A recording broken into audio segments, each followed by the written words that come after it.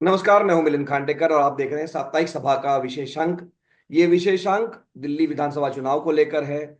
और हर सप्ताह पिछले 4 सप्ताह से यशवंत देशमुख सी वोटर के फाउंडर हमारे साथ जुड़ रहे हैं। उनका जो ट्रैकर है वो हमें बता रहे हैं कि वो कहां तक पहुंचा है। तो ये शुरुआत में ही मैं बता देता हूं कि ये जो ट्रैकर के फाइनल आंकड़े नहीं है, क्योंकि ये बजट से पहले का ट्रैकर है। और इस ट्रैकर में मुकाबला काफी नजदीकी होता दिख रहा है। पहले जो बढ़त आम आदमी पार्टी को दिख रही थी वो थोड़ी घट गई है। तो बातचीत शुरू करने से पहले यशवंत, स्वागत है आपका। धन्यवाद मिलिंद। तो यशवंत, आपके मैंने जो आंकड़े देखे हैं, और हम चूंकि 6 जनवरी से हम इसको लगातार ट्रैक कर रहे हैं। तो पहला आंकड़ा आप बार बार ये कह रहे थे कि पुरुषों में लीड जो है वो आम आदमी पार्टी की ना के बराबर है, या वो जीरो है, या वो कभी बीजेपी आगे चली जाती है। और पुरुषों में, महिलाओं में माफ कीजिएगा, उनकी लीड 9% तक चली गई थी। तो आज जो आपने आंकड़े पेश किए हैं उसमें पुरुष वोटर में आम आदमी पार्टी को भी 45% सपोर्ट है और बीजेपी को भी 45% सपोर्ट है। मतलब आम आदमी पार्टी की लीड यहाँ जीरो है, मतलब पुरुष मतदाता जो है वो बराबर बटे हुए हैं। लेकिन जब हम महिला मतदाताओं की बात करते हैं तो महिला मतदाताओं में बीजेपी के पास 43% है, 43% है। और आम आदमी पार्टी के पास 49% है। तो कुल मिला के अभी जो है वो 6% की लीड दिखा रहे हैं। तो कुल मिला के अब मामला जो है वो काफी क्लोज हो गया, क्योंकि अब जो ये तो आप बता रहे हैं कि पुरुषों में तो अब कोई भेदभाव रहा नहीं, मुकाबला बराबरी का हो गया है। और महिलाओं में जो लीड है वो पहले से मेरे ख्याल से घट गई, क्योंकि आपने पहले बताया था 9-10% की लीड थी।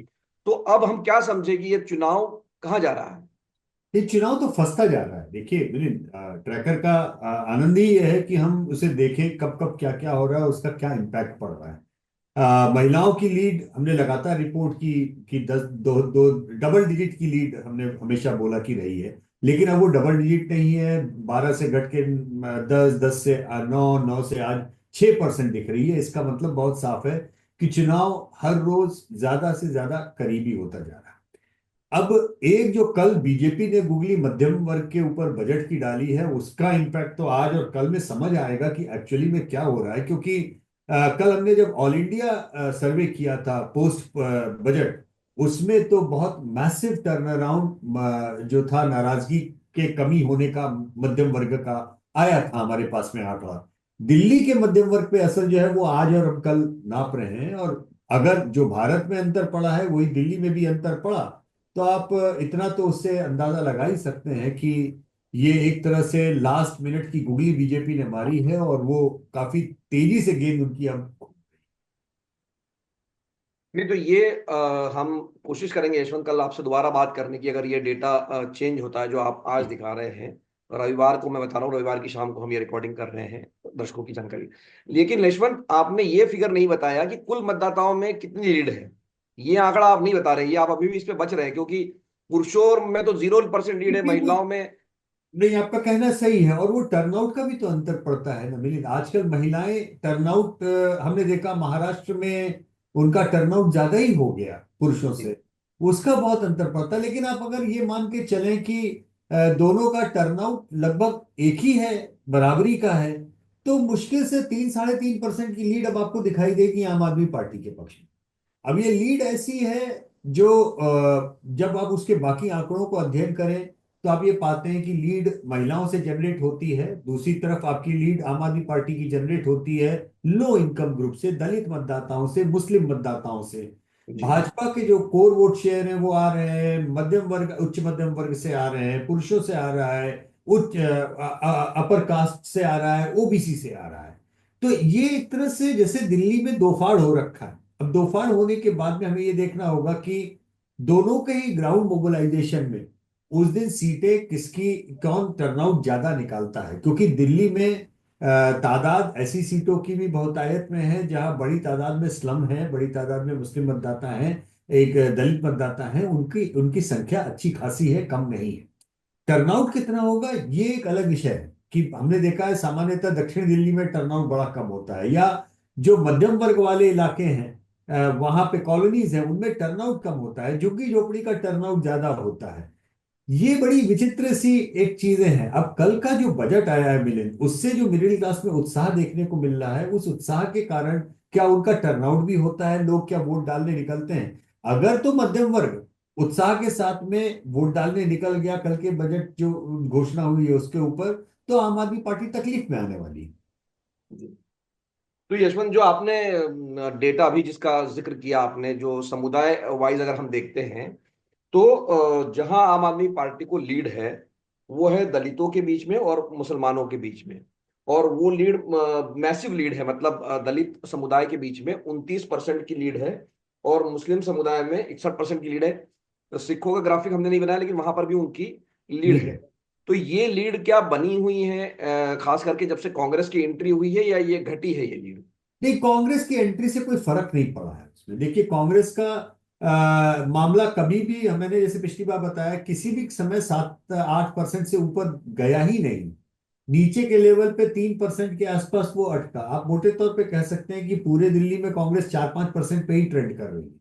तो कांग्रेस का मसला न उठा न बैठा, वो जस का तस ही है। बल्कि अब अगर कल के बजट के बाद में मानिए ये होता है कि मिडिल क्लास कांग्रेस से और छिटक के भाजपा की ओर जाता है, तो कांग्रेस के वोट और कम ही होने की एक उनको संदेह रहेगा, बजाय इसके कि वो बढ़े। तो जो भाजपा के वोट की बात की, हालांकि मैं बता दूं, आपने जो डेटा दिया है उससे लोग कंफ्यूज हो सकते हैं, क्योंकि आपने ओबीसी के लिए कहा है कि दोनों के पास 47% वोट है, लेकिन आपने कहा कि आम आदमी पार्टी 1% से पीछे है। तो इसको हम कैसे समझे? वो और क्योंकि वो हिंदू जो वो वो आपने वो अपर, कंप्यूटर के राउंडिंग ऑफ से है, क्योंकि जी, वो दशमलव 5.5% की लीड है बीजेपी को। तो जब आप वो वैसे देखते हैं तो उसे 1% में कंप्यूटर राउंड नहीं तो ऑफ कर। आपका, मैं यही कहना चाह रहा हूँ, क्योंकि बार बार इस तरह की छोटी छोटी चीजें निकाल के लोग उस पर ट्रोलिंग करते हैं। तो मैंने इसलिए ये बात कही कि आपका जोड़ 100 नहीं हो रहा है जी। तो मैं ये कह रहा हूँ, दूसरी आपने जो बात की कि ओबीसी में मामूली रूप से बीजेपी आगे है, और दूसरी बात आपने कही कि जो हिंदू अपर कास्ट जो है उसमें बीजेपी को मैसिव लीड है, 23% आगे है, या आम आदमी पार्टी 23% पीछे है। तो ये जो है, मतलब ये तो एक तरह से जो ट्रेडिशनल जो बीजेपी का मतदाता है वो वहां उसकी लीड बनी हुई है। नहीं, ट्रेडिशनल बीजेपी का जो मतदाता है वहां लीड बनी है, लेकिन अगर आप मिडिल इनकम ग्रुप वाले में देखें तो जी। वो ऐसा ट्रेडिशनल वही एक मतदाता था जो लोकसभा चुनाव में भाजपा, विधानसभा चुनाव में आम आदमी पार्टी इस ओर स्विंग करता था काफी बड़ी तादाद में। अब उस मतदाता के बीच में कल बजट आने के बाद में क्या इम्पैक्ट होता है, वो एक अजीब सी स्थिति हो जाती है। और हम दर्शकों को ये बता दें कि ये जब भी आप किसी भी सर्वे के आंकड़े जब आपको देखें, तो अक्सर आपको ये होगा कि वो आंकड़े या तो 99% पे भी अटक सकते हैं, 101 पर भी जाते हैं, क्योंकि कंप्यूटर के राउंडिंग ऑफ में जब आप डेसिमल्स कम करते हैं तो कभी कभी कुछ जगहों पे कंप्यूटर ही स्वयं उसको 0.5 के ऊपर, थोड़ा सा ऊपर जाने पे उसे 1 में कन्वर्ट करता है, 0.5 से थोड़ा सा नीचे आने पे उसको नीचे की ओर शून्य में कन्वर्ट करता है। तो ये पॉइंट्स का डेसिमल का है। अगर आपको हम एग्जैक्ट डेसिमल में दिखाएंगे तो आपको वो एनोमली कभी नहीं मिलेगी। नहीं, पर यशवंत, एक और जो चीज मुझे नजर आई, जो आप इनकम ग्रुप की बात कर रहे हैं, कि जिनकी अनुमानदनी 20,000 से कम है वो मोटे तौर पे आम आदमी पार्टी के साथ है, और जिनकी आमदनी 20,000 से ऊपर है महीने की, वो बीजेपी के साथ है। यही आकलन है ना आपका, ये मतलब यही जो? आंकड़ा है, लेकिन वो लीड बढ़ गई है। जैसे मैं अभी आज जो बजट वाला डेटा है जो हम लोग ने कल, जैसा मैंने बताया कि हमने बजट के तुरंत बाद में जो सर्वेक्षण किया था ऑल इंडिया वाला, आज उसके ऊपर हम लोग ने उसी क्वेश्चनेयर को हम दिल्ली में रन कर रहे हैं मिलिंद। और हमने ये देखा है आज सवेरे से आंकड़ों को जब से हम देख रहे हैं कि जो 20,000 से 30,000 वाला जो ग्रुप था, और 30 से 40, 40 से 50, जैसे जैसे इनकम बढ़ती है बीजेपी की लीड बढ़ती है। लेकिन 20 से 30 वाला जो ग्रुप था उसमें मामला गैप उतना बड़ा नहीं था। वो मुश्किल से 3-4% का गैप था, आज वो गैप 10-12% का दिख रहा है। तो ऐसा लग रहा है कि मध्यम वर्ग एक डिसाइसिवली बीजेपी की ओर अब टर्न कर रहा है कल के बजट के बाद से। अंतर केवल ये है कि ये वही मध्यम वर्ग है जो घर में बैठ करके तो बोलता है कि हम ये करेंगे, लेकिन वोट डालने वाले दिन कितना वोट डालने एक्चुअली जाता है, इसमें हम लोगों को हमेशा संदेह रहता है। बीजेपी का जो ग्राउंड मोबिलाइजेशन है वो अगर दिल्ली में चल गया और मिडिल क्लास ने जम के निकल के वोट दिया तो ये इलेक्शन फंसेगा नहीं। नहीं तो आप कुल मिला के ये कहना चाहते हैं कि अगर मिडिल क्लास जो है साउथ दिल्ली का, या ईस्ट दिल्ली के जो इलाके हैं मान लीजिए, या वहां अगर लोग जो मिडिल क्लास लोग हैं वो अगर वोट देने निकले हैं ज्यादा संख्या में, तो ये आम आदमी पार्टी के खिलाफ जा सकता है इन इलाकों में। तो यशवंत, आखिर में मैं आपके पास आता हूँ, जो एक सवाल हमने अब तक ट्रैक किया है हर बार, कि लोग जो सरकार बदलना चाहते हैं और जो सरकार नहीं बदलना चाहते हैं। तो इसमें मुझे एक बड़ा परिवर्तन दिख रहा है, लेकिन मैं पहले दर्शकों को समझा देता हूँ, इस हिस्से, इसके दो हिस्से समझा देता हूं मैं, कि 6 जनवरी को, मतलब लगभग एक महीना पहले, जो लोग सरकार को बदलना चाहते थे उनकी संख्या थी 46%। वो अब हो गई है 44%। मतलब जो बदलना चाहते थे सरकार को वो घट गए हैं एक तरह से, जो आम आदमी पार्टी के खिलाफ थे। और उनकी भी संख्या बढ़ गई है जो सरकार को बनाए रखना चाहते हैं। बनाए रखना चाहते हैं। तो वो 50% पे थे, वो अब 49% पे आ गए। तो ये तो यशवंत, मैं जब इन दोनों आंकड़ों को जोड़ रहा हूं, कि जो नाराज थे लेकिन सरकार बना के रखना चाहते थे, और जो नाराज नहीं थे उसके बावजूद वो, खैर जो नाराज नहीं थे वो तो सरकार चाहते ही थे वापस, उसमें कोई बात नहीं। लेकिन अब मैं जो आंकड़ा स्क्रीन पे रख रहा हूं, वो एक चौंकाने वाली बात है यशवंत। अगर मैं ये बीच वाला आंकड़ा छोड़ देता हूं, तो पहली बार आपके 4 हफ्ते के डेटा में ये दिख रहा है कि उन लोगों की संख्या जो नाराज है और सरकार बदलना चाहते हैं, और जो नाराज नहीं है और सरकार बनाए रखना चाहते हैं, तो वो संख्या उल्टी हो गई है। मतलब जी नाराज लोगों की संख्या जो है वो 44% पे है, और जो सरकार नहीं बदलना चाहते और नाराज भी नहीं, मतलब एकदम खुश है केजरीवाल से, वो है 38% पे। यही आंकड़ा 47% पे था एक महीना पहले। जी। तो अगर मैं ये हटा दूं कि जो नाराज है लेकिन फिर भी वो केजरीवाल को वोट डाल देंगे, उसमें एक तेजी मतलब हमको देखने मिली है, कि 3% लोग थे वो जो दस कहते थे कि परसेंट नहीं, के ऊपर हो गए।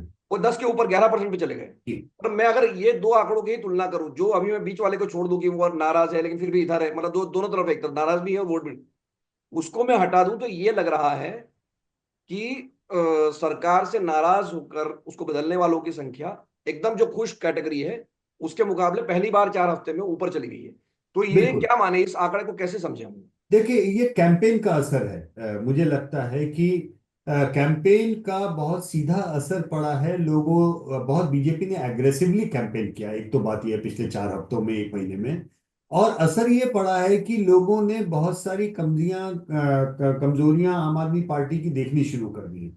लेकिन जैसा आपने बोला कि वो जो बीच वाला हिस्सा जो कह रहे हैं कि हम नाराज हैं फिर भी हम सरकार नहीं बदलना चाहते, ये आंकड़ा 2-2.5%, 3% पे जो अटकता था वो आज 10-11% पहुंच गया है। ये खतरा भी है और सोलेस भी है। मतलब खतरा इसलिए है कि ऐसे लोगों की संख्या महीने भर में 2.5 के ऊपर पहुंच जाना, ये दिखाता है कि लोगों का एक दबा हुआ गुस्सा था जिसपे अब लोगों ने बोलना शुरू कर दिया। और वो जो बोलना शुरू कर दिया उसका कारण केवल शीश महल नहीं है, उसका कारण कहीं ना कहीं एमसीडी के परफॉर्मेंस को भी लेकर के है, कूड़े को भी लेकर के है, सीवेज को भी लेकर के है। क्योंकि पहले ये सारी चीजों के ऊपर ठीकरा आम आदमी पार्टी वो भाजपा के सर पे फोड़ती थी। अब चूंकि एमसीडी भी उनकी है, सरकार भी उनकी है, तो ये ठीकरा भाजपा के सर पे नहीं फोड़ा जा सकता। तो लोगों ने वो बोलना शुरू कर दिया है।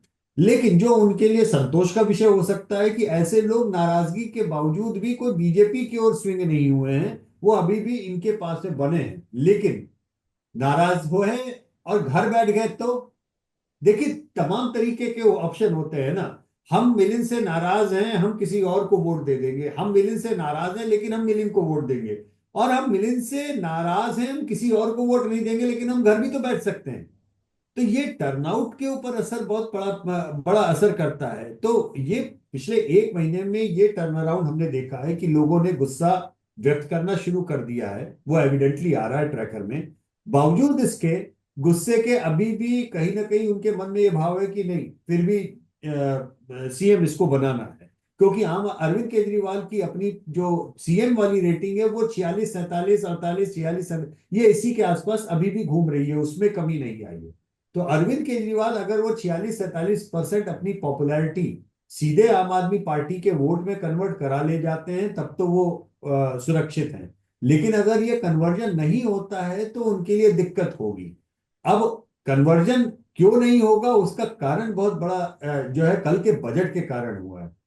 मध्यम वर्ग को 10 साल से एक शिकायत रही है कि हम सबसे ज्यादा चूसे गए हैं, हमारा सबसे ज्यादा शोषण हुआ है। जितनी भी ये रेवड़ियां बढ़ती हैं, वो रेवड़ियों का लाभ तो लो इनकम ग्रुप को होता है। हमको क्या मिलता है? हमसे टैक्स लिया जाता है, उनको दिया जाता है। अब ये बात, मध्यम वर्ग वाली बात, ये आम आदमी पार्टी के अगेंस्ट या भाजपा के पक्ष में क्यों जा सकती है मिलिंद? उसका कारण बहुत मतलब बहुत ज्यादा कठिन नहीं है समझना।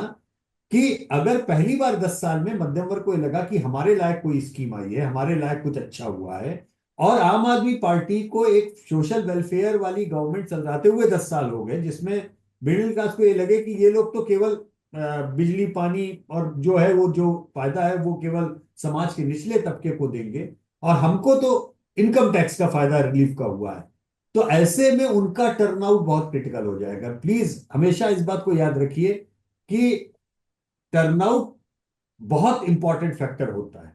हमारे आपके कितने भी समर्थक हो, अगर वो समर्थक घर में बैठे हैं और बाहर वोट डालने नहीं निकल रहे हैं तो उसका कोई लाभ नहीं। और हमने हरियाणा, जम्मू और महाराष्ट्र के केस में देख लिया कि संघ का नेटवर्क जब लगता है तो केवल और केवल टर्नआउट बढ़ाने के लिए ही लगता है।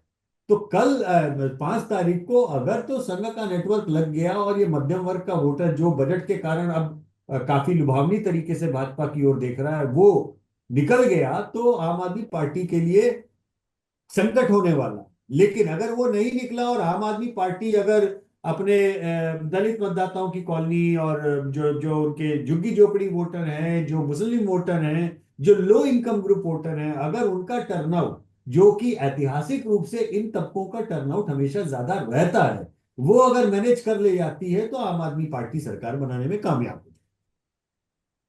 तो यशवंत, अगर जो कल फाइनल अगर आपका डेटा सोमवार को आएगा तो उस पर भी हम बातचीत करने की कोशिश करेंगे, जो चुनाव आयोग की समय सीमा के पहले करा जाता है तो। लेकिन अभी तक के आंकड़े पर, 4 हफ्ते के जो आंकड़े पर, जो चुनाव मुझे समझ में आया है कि जो लीड आम आदमी पार्टी को जनवरी के पहले हफ्ते में थी वो फरवरी के पहले हफ्ते में घट गई है। तो आपका फाइनल टेक क्या है अभी तक? मेरा फाइनल टेक ये है कि दिल्ली बाइपोलर हो गया है, भाजपा और आम आदमी पार्टी के बीच में कंप्लीटली। कांग्रेस रेस से लगभग उसमें से बाहर होती हुई दिखाई दे रही है। दूसरा, ये जो बाइपोलैरिटी इंड्यूस हुई है ये आमदनी के वर्गों के ऊपर इंड्यूस हुई है, सामाजिक तबकों के ऊपर इंड्यूस हुई है। ये बाइपोलैरिटी कम्युनल बाइपोलैरिटी नहीं है, ये बाइपोलैरिटी आर्थिक बाइपोलैरिटी ज्यादा है, रेवड़ी और फ्रीबीज के कल्चर के ऊपर ज्यादा है। अब उसमें एक वर्ग को लोक लुभावनी चीजों को स्कीम से लेकर आम आदमी पार्टी ने साधा। कल जो है भाजपा ने बजट बहुत यूनिक ला करके मध्यम वर्ग को साधने की कोशिश की है।